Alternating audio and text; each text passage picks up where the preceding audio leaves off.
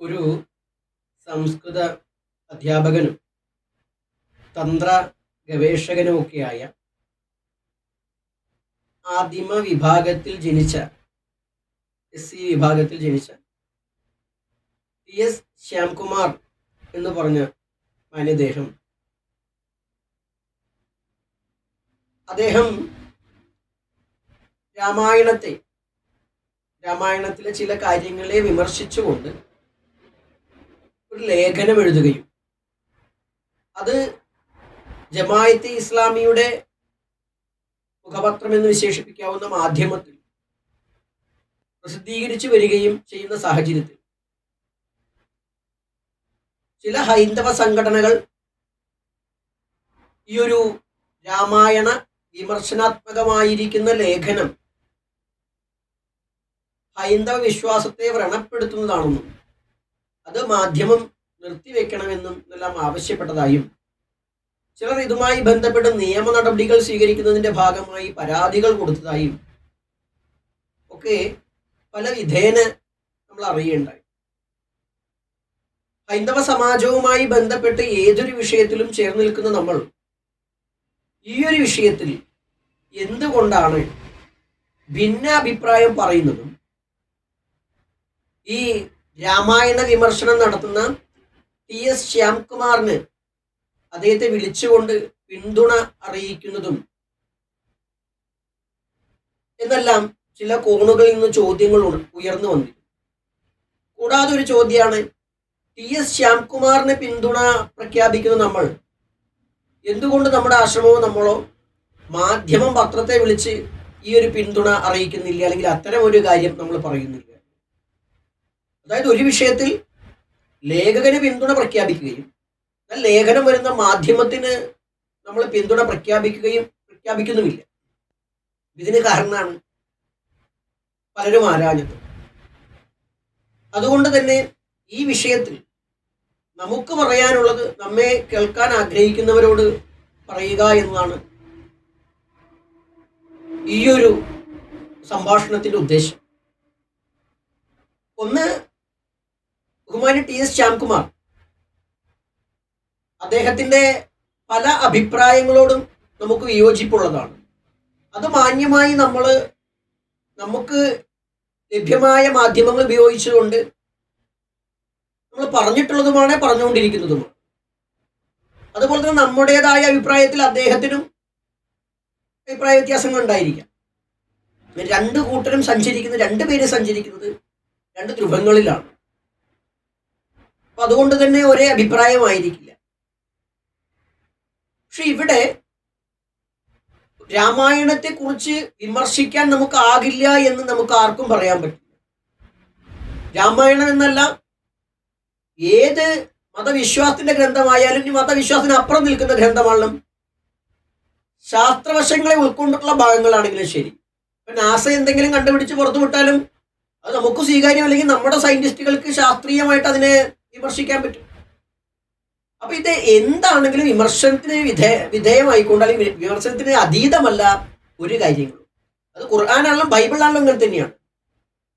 അതുകൊണ്ട് ആ ഒരു വിമർശനത്തിൽ അസഹിഷ്ണുത ഉണ്ടാകുന്നതിനോട് നമുക്ക് അഭിപ്രായമില്ല, നമ്മൾ വിയോജിക്കുന്നു. നമ്മൾ ഇപ്പോൾ പറയുന്ന കാര്യത്തിലും ആർക്കും അഭിപ്രായ വ്യത്യാസം പറയാം, വിയോജിപ്പാകാം, നമ്മുടെ പുസ്തകങ്ങളിലാകാം, നമ്മുടെ എല്ലാ കാര്യത്തിലും അതാകാം, നമ്മുടെ പ്രവർത്തനങ്ങളിലാകാം, അതൊക്കെ വേണം. അത് ആ ഒരു അഭിപ്രായ വ്യത്യാസം അല്ലെങ്കിൽ വിമർശനം വരുന്ന സമയത്ത് നമുക്ക് ഒരു മാർഗം ചെയ്യാവുന്നത്, അതേ സമയത്ത് നമ്മുടെ കയ്യിലുള്ള മാധ്യമങ്ങളിലൂടെ അതേ കാര്യത്തിന് അതിന്റെ മറ്റു വശം പറയാമെന്നുള്ളതാണ്. മാധ്യമത്തിലൂടെ നമ്മെ നേരിടുമ്പോൾ മാധ്യമത്തിലൂടെ നമുക്ക് തിരിച്ചു നേരിടാം. പ്രത്യേകിച്ച് ഒരു ഇസ്ലാമിക പ്രസ്ഥാനത്തിന്റെ ഒരു മാധ്യമമാണ്, ഒരു പത്രമാണ് മാധ്യമമെങ്കിൽ ഹൈന്ദവ സമൂഹത്തിന്റെ കയ്യിൽ മാധ്യമങ്ങളുണ്ടല്ലോ, അവർക്കത് കൃത്യമായി ഇത് ഇന്നതാണ് ഉദ്ദേശിച്ചത്. എന്തായാലും മാധ്യമം പത്രങ്ങൾ ഹിന്ദുമത വിശ്വാസികളായിരിക്കില്ല കൂടുതൽ വായിക്കുന്നുണ്ടായിരിക്കും. കാരണം മുസ്ലിങ്ങൾക്ക് പ്രാധാന്യം കൊടുത്തുള്ള വാർത്തകളും മറ്റുള്ളത് പേരിനൊരു പത്രമല്ലേ എന്ന കാര്യത്തിലാവും അതിലുണ്ടായിരിക്കുക എന്നാണ് നമ്മൾ കരുതുന്നത്. നമ്മൾ മാധ്യമം വായിക്കുന്ന ഒരാളൊന്നുമല്ല. അപ്പോൾ ഇവിടെ ഹിന്ദുക്കൾ കൂടുതൽ വായിക്കുന്ന പത്രം ഹിന്ദു പത്രങ്ങൾ, ഇപ്പോൾ കേസരിയോ അല്ലെങ്കിൽ അവരുടെ ജന്മഭൂമി, ഇത്തരം പത്രങ്ങളൊക്കെ ഉണ്ടെങ്കിൽ വിശ്വ ഹിന്ദു എന്ന് പറയുന്ന പരിഷത്തിൻ്റെതായിരിക്കുന്ന ഈ ഗ്രന്ഥങ്ങൾ, അവരുടേതായ പുസ്തകങ്ങൾ, മാസികകൾ, ഇതിലൂടെ എല്ലാം ഈ വിഷയത്തെക്കുറിച്ച് നമുക്ക് കൃത്യമായി ശ്യാംകുമാർ പറയുന്ന വിഷയങ്ങളെ ഖണ്ഡിച്ചുകൊണ്ട് നമുക്ക് ലേഖനങ്ങൾ ചെയ്യാൻ പറ്റും. അത് ചെയ്യാതെ കേവലം മാധ്യമത്തിന്റെ ഒരു 10 സെന്റിമീറ്ററോ 15 സെന്റിമീറ്ററോ വരുന്നൊരു കോളത്തെ നമ്മളത് കാണുമ്പോൾ നമുക്ക് അസഹിഷ്ണുത ഉണ്ടാകുന്നു എന്ന് പറയുമ്പോൾ നമ്മൾ അതിന്റെ മുന്നിൽ തോറ്റു പോവുകയല്ലേ ചെയ്യുന്നത് എന്നാണ് നമുക്ക് തോന്നിപ്പോൾ. നമ്മൾ അതിൻ്റെ തോറ്റു പോവുകയല്ലേ, എന്തിനു നമ്മൾ അതിനെ ഭയക്കണം? നമ്മുടെ കയ്യിൽ ശരിയുണ്ടെങ്കിൽ നമുക്കത് പറയാമല്ലോ. ഉണ്ടോ ഇല്ലേ എന്നുള്ളത് ഈ വിമർശനത്തെ നേരിടുന്നവരാണ് പറയുന്നത്. നമ്മെ സംബന്ധിച്ച് രാമായണത്തെ ശരിയും തെറ്റൊന്നും പറയാൻ നമ്മളാളല്ല. നമ്മുടെ വിഷയം എന്ന് പറയുന്നത് തന്ത്രമാണ്. പിന്നെ ശ്യാംകുമാർ പറയുന്ന തന്ത്രത്തിനോട് ബന്ധപ്പെട്ട് പല കാര്യങ്ങളും പറയുമ്പോൾ നമ്മൾ ശ്യാംകുമാറുമായിട്ടുള്ള വിമർശനത്തിന്റെ ഭാഗമായി നമ്മൾ അതിന് നമ്മുടെ എതിർവശം നമ്മൾ പറഞ്ഞിട്ടുണ്ട്. ജാതി വ്യവസ്ഥ, ശൂദ്രനെ നിന്ദിക്കുന്ന ഭാഗങ്ങൾ മാത്രം പറയുമ്പോൾ ചണ്ടാളിനെ പൂജിക്കണം എന്ന് പറയുന്ന സനാതനമായിരിക്കുന്ന താന്ത്രിക പദ്ധതികളെ കുറിച്ച്, പ്രമാണങ്ങളെ കുറിച്ച് നമ്മൾ തന്നെ നമ്മുടെ മാധ്യമങ്ങളിലൂടെ പറഞ്ഞിട്ടുണ്ട്. അപ്പൊ ശ്യാംകുമാർ എന്തുകൊണ്ട് അത് പറയുന്നില്ല നമ്മൾ ചോദിച്ചിട്ടുണ്ട്.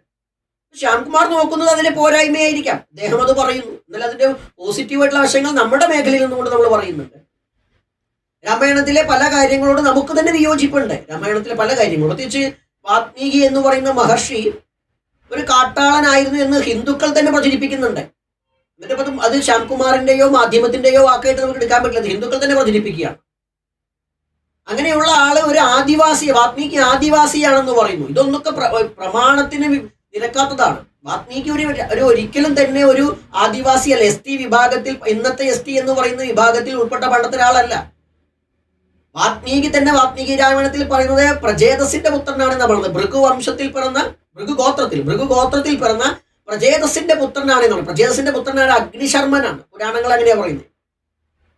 അഗ്നിശർമ്മനാണ് പിന്നീട് നാരദൻ നിന്ന് ഉപദേശം സ്വീകരിച്ചിട്ട് രാമായണമൊക്കെ എഴുതുന്നതായിട്ട് പുരാണങ്ങൾ പറയുന്നത്.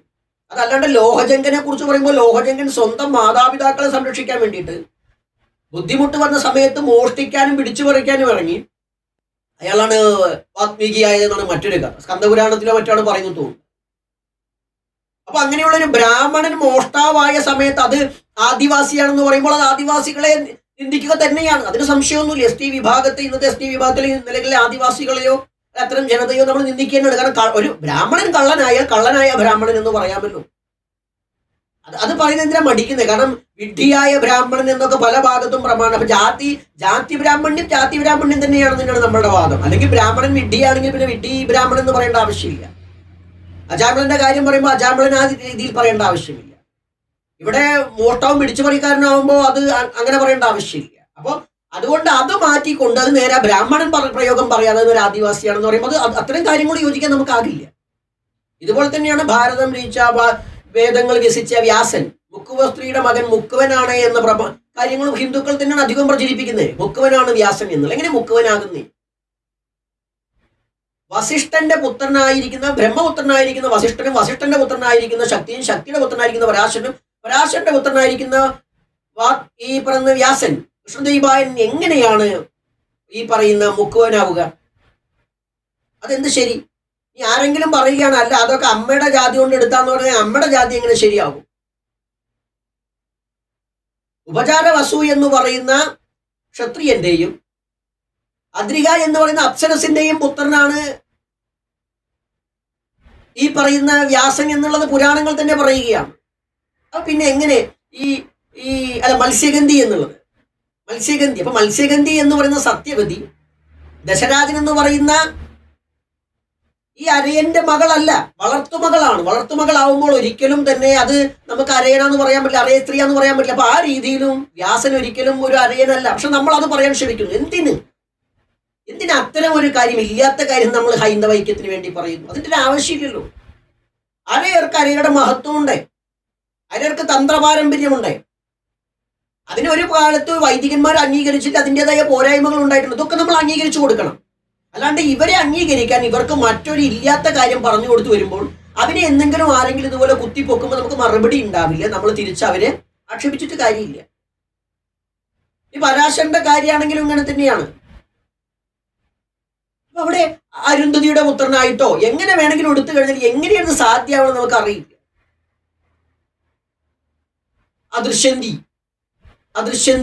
അദൃശ്യന്തി ഈ പറയുന്ന പോലെ പറച്ചിയാണ്.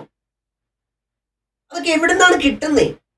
അതിന് അമ്മയുടെ പാരമ്പര്യമാണോ ആ ഒരു കാലഘട്ടത്തിൽ പിൻപറ്റിയിരുന്നത്? അമ്മ പാരമ്പര്യമാണോ പിൻപറ്റിയിരുന്നത് ആ കാലഘട്ടത്തിലെ ഗ്രന്ഥങ്ങൾ നോക്കുന്ന സമയത്ത്?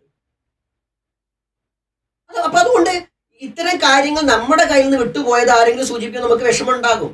അപ്പൊ അത്തരത്തിലുള്ള ആരോപണങ്ങൾ ഇല്ലാണ്ട് യാഥാർത്ഥ്യം പറഞ്ഞുകൊണ്ട് ഇവിടുത്തെ SC ST വിഭാഗമായാലും മറ്റ് പിന്നോക്കക്കാരായാലും ഹൈന്ദവ സമൂഹത്തിൽ എല്ലാവരും അവരുടെ സ്വത്വത്തെയാണ് അംഗീകരിച്ചു കൊടുക്കണ്ടേ.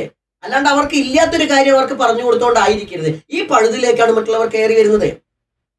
അവിടെ ഈ ജമാഅത്തെ ഇസ്ലാമിന്റെ മുഖപത്രത്തിന് അല്ലെങ്കിൽ മാധ്യമത്തിന് അവരുടേത് കൃത്യമായ മത അജണ്ട ഉണ്ട് എന്നുള്ളതിൽ നമുക്കൊന്നും സംശയമില്ല. അവരത് ചെയ്യുന്നുണ്ടായിരിക്കാം. പക്ഷെ അവരെന്ത് ചെയ്യുന്നു? അവിടെയാണ് ഈ കാര്യത്തിൽ ഒരു വിഷയം കിടക്കുന്നത്. TS ശ്യാംകുമാർ എന്ന് പറയുന്ന ഒരു SC വിഭാഗത്തിൽ പറയുന്ന ഒരു സംസ്കൃത അധ്യാപകൻ, തന്ത്ര ഗവേഷകൻ, അദ്ദേഹത്തിന് സ്വതവേ ഹിന്ദു മതത്തിലെ ഇന്നലകളിലെ ചില കാര്യങ്ങളോട് വിയോജിപ്പുള്ളത് കൊണ്ടും അദ്ദേഹത്തിന്റെ പൂർവികർ അനുഭവിച്ചത് കൊണ്ടും അദ്ദേഹം അത് പറയാനും പ്രകടിപ്പിക്കാനും ശ്രമിക്കുന്ന ഈ സാഹചര്യത്തിൽ അതിനെ നാം എന്തുകൊണ്ട് കേൾക്കാൻ തയ്യാറായില്ല? ഇന്നലകളിൽ തന്നെ അദ്ദേഹത്തിന് എന്തെങ്കിലും തിക്താനുഭവം ഉണ്ടായിട്ടുണ്ടാകുമെന്ന് നമുക്ക് വിശ്വസിക്കാം. എന്തുകൊണ്ട് നാം തയ്യാറായില്ല? നമുക്ക് മാധ്യമങ്ങളില്ല. നമ്മുടെ മാധ്യമങ്ങളിൽ എന്തുകൊണ്ട് ഈ വിമർശനമാകട്ടെ, വിമർശനം എന്തുകൊണ്ട് നമ്മുടെ മാധ്യമങ്ങളിൽ നമുക്ക് ഇതിനെ നമുക്ക് എന്താ വെച്ചാൽ ലേഖനമായിട്ട് പുറത്തു വിട്ടുകൂടാ? അങ്ങനെ ചെയ്യില്ല എന്ന് പറയാൻ പറ്റില്ല. ശബരിമല സ്ത്രീ പ്രവേശനവുമായി ബന്ധപ്പെട്ട് RSSന്റെ മുൻ ഭൗതിക പ്രമുഖക്കായിരുന്ന പൂജനീയ ആർ ഹരിജി, അദ്ദേഹമൊക്കെ വളരെ സ്ത്രീ പ്രവേശനം വേണമെന്ന് പറഞ്ഞുകൊണ്ടുള്ള ലേഖനങ്ങൾ വന്നു. TG മോഹൻദാസിനെ പോലുള്ള ആളുകളുടെ ലേഖനങ്ങൾ, TG മോഹൻദാസ് തന്നെ ഈ ശതചണ്ഡി യാഗത്തേക്ക് ആക്ഷേപിച്ചുകൊണ്ട് പല കാര്യങ്ങളൊക്കെ പറയുന്നതൊക്കെ ലേഖനങ്ങളും മറ്റുള്ള കാര്യങ്ങളൊക്കെ ആയിട്ട് വന്നിരുന്നു. അപ്പൊ എന്തുകൊണ്ട് TS ശ്യാംകുമാറിനെ പോലെ ഒരു ആദിമൻ അല്ലെങ്കിൽ SC വിഭാഗക്കാരന് നമ്മളൊരു അവസരം കൊടുക്കുന്നില്ല? അവസരമല്ല അദ്ദേഹത്തിന് വേണ്ടത്, നമ്മൾ ഔദാര്യങ്ങളല്ല വേണ്ടേ? അദ്ദേഹത്തിന് അറിവിനെ അംഗീകരിച്ചുകൊണ്ട് നമുക്ക് എന്തുകൊണ്ട് അതിനെ സ്വീകരിച്ചിട്ട് വിമർശനം വരട്ടെ? RSS പോലുള്ള സംഘപ്രസ്ഥാനം ഒരിക്കലും തന്നെ RSS ഒന്നും നമ്മൾ മനസ്സിലാക്കിയിട്ടുള്ള ഏതെങ്കിലും മതവിശ്വാസമോ അല്ലെങ്കിൽ ഏതെങ്കിലും ഒരു ജാതി വിശ്വാസമോ ഒന്നും അവരുടെ കാഴ്ചപ്പാടേ അതല്ലെന്ന് നമ്മൾ മനസ്സിലാക്കുന്നത്. അവർക്ക് രാഷ്ട്രം എന്നൊരു ചിന്തയുള്ളൂ. ആ രാഷ്ട്രത്തിൽ നിരീശ്വരവാദികളുണ്ടാവും. അതുകൊണ്ടാണ് TG മോഹൻദാസിനെ പോലുള്ള ആളുകളെയൊക്കെ ആ പ്രസ്ഥാനത്തിന്റെ ഭാഗമായിട്ട് പോകാൻ പറ്റുന്നത്. അല്ലാണ്ട് അവരൊക്കെ വിശ്വാസികളായിട്ടാണ് അല്ലല്ലോ. അപ്പൊ അങ്ങനെ വരുമ്പോൾ എന്തുകൊണ്ട് ഇദ്ദേഹത്തെ കേൾക്കാൻ നമ്മൾ തയ്യാറായില്ല? അദ്ദേഹം എന്തായാലും TS ശ്യാംകുമാർ എന്തായാലും മറ്റൊരു മതത്തിലേക്ക് പോയതായിട്ട് നമുക്കറിയില്ല. ഹിന്ദു എന്ന് പറഞ്ഞാൽ നിരീശ്വരവാദി ആകാം. അങ്ങനെ വരുന്ന സമയത്ത് എന്തുകൊണ്ട് TS ശ്യാംകുമാറിനെ നമ്മൾ കേൾക്കുന്നില്ല? നമുക്ക് കേട്ടൂടെ? കേൾക്കണം എന്ന് പറയാൻ നമ്മൾ ആളല്ല, കേട്ടൂടെ എന്നാണ് ചോദിക്കുന്നത്. അത് കേൾക്കാതിരിക്കുമ്പോൾ അദ്ദേഹത്തിന്റെ വാക്കുകളെ മറ്റവർ കടമെടുത്ത് നമ്മളെ ആക്രമിക്കാൻ ഉപയോഗിക്കുന്നു. ഉദാഹരണത്തിന് നമ്മുടെ വീട്ടിൽ വിഷുവിന് പൊട്ടിക്കാൻ വേണ്ട ഒരു പടക്കം വാങ്ങിന്ന് കരുതുക. നമ്മളത് പൊട്ടിക്കുന്നില്ല. നേരെ അപ്പുറത്തുള്ളവനത് കിട്ടിയപ്പോൾ അവനത് കത്തിച്ചിട്ട് നമ്മളെ വീട്ടിലേക്കാണ് എറിഞ്ഞ് എങ്ങനെ ഉണ്ടാവുക? വീട്ടിനുള്ളിലേക്ക് എറിയണത്.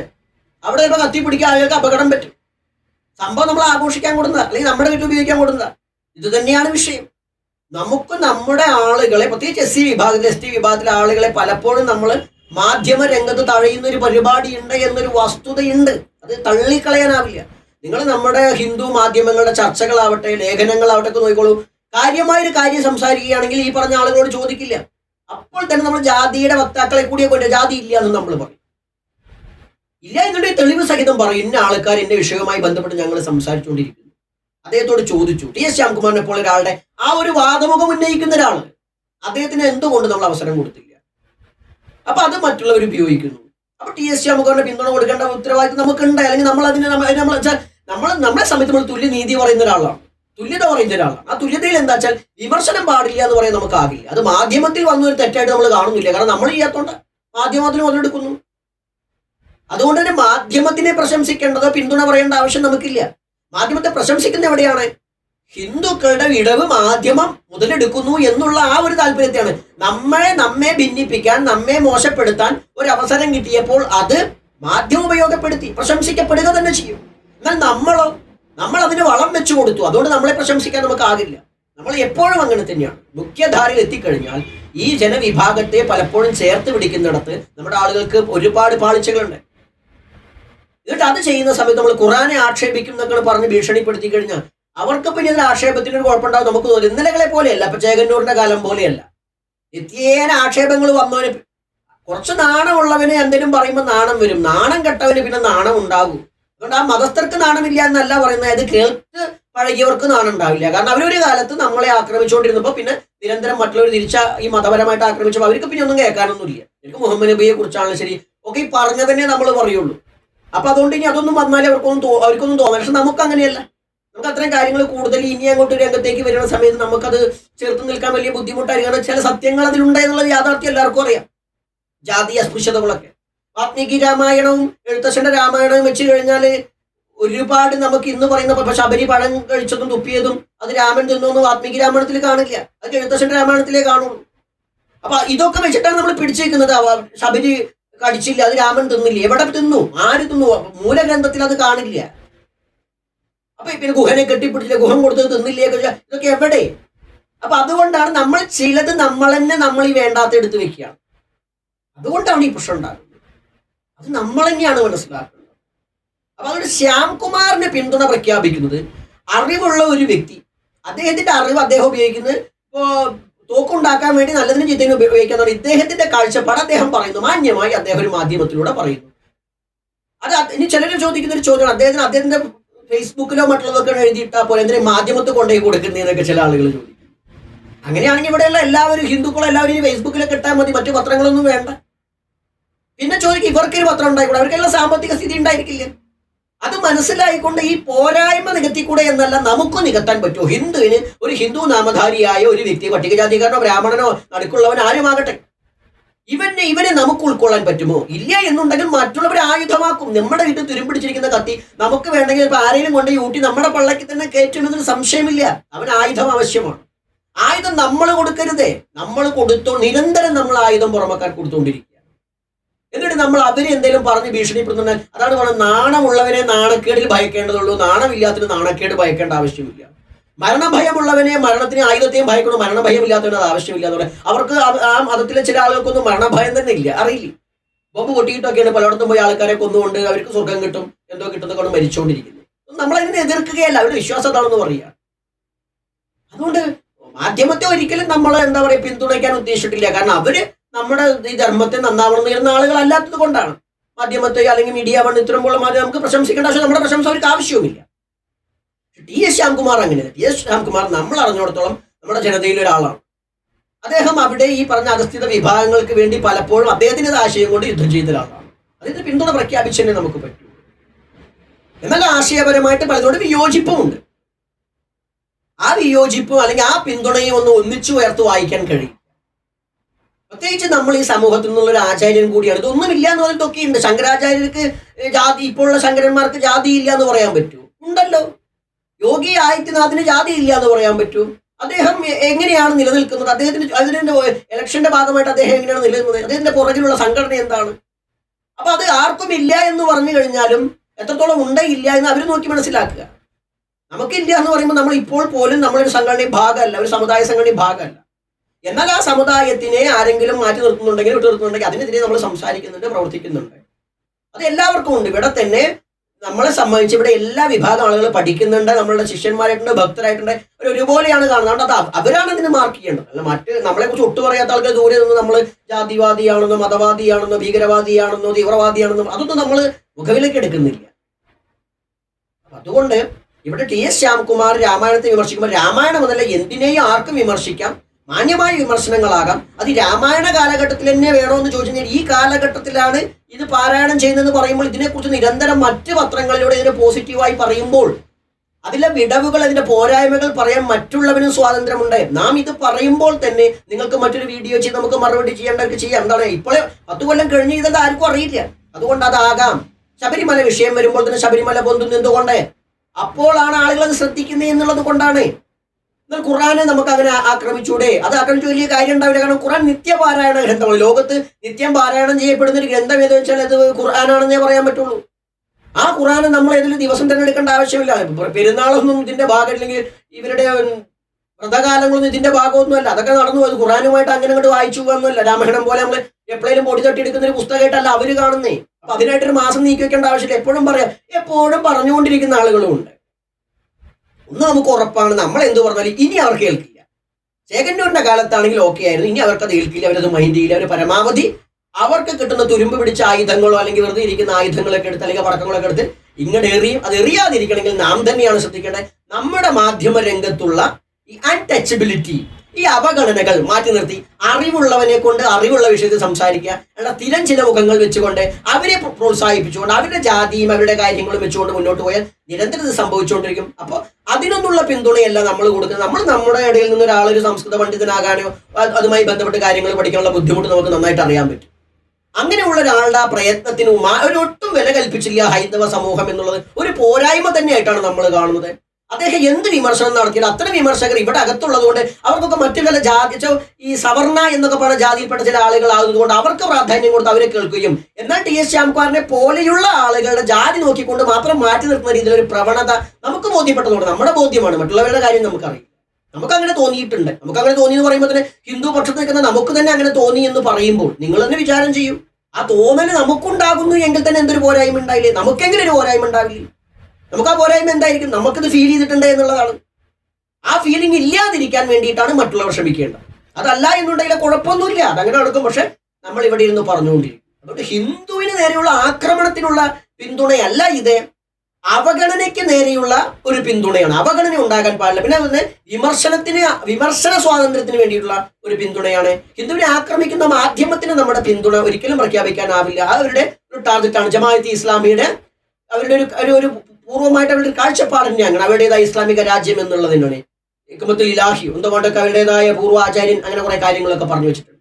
ആ ഒരു വീക്ഷണത്തിൽ അവർ പോകുന്നത്. അതിനോട് സന്ധിയില്ലാതെ ധർമ്മ സമരം തന്നെയാണ് നമ്മൾ നടത്തിക്കൊണ്ടിരിക്കുന്നത്.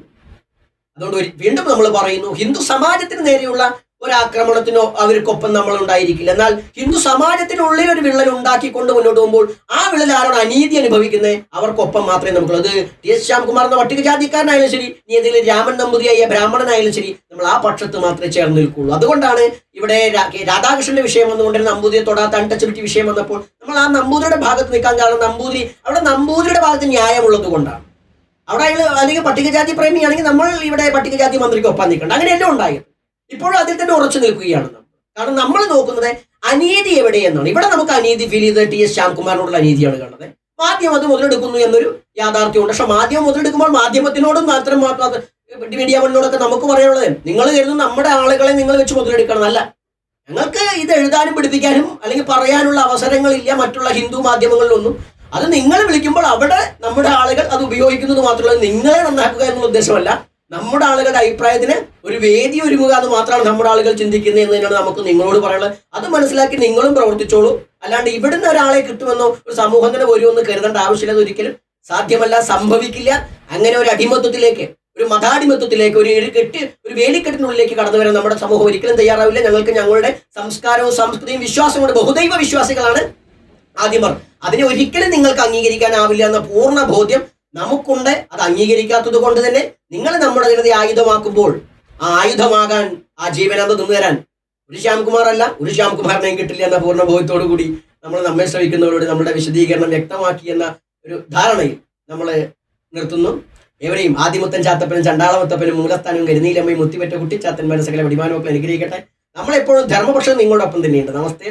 ഹരി നമ ചണ്ടാള രൂപായ കുലഗുരു ശ്രീപാദകാം പൂജയാമി. ചണ്ടാളഹം. ജയ് ഹിന്ദ്. വന്ദേ മാതരം.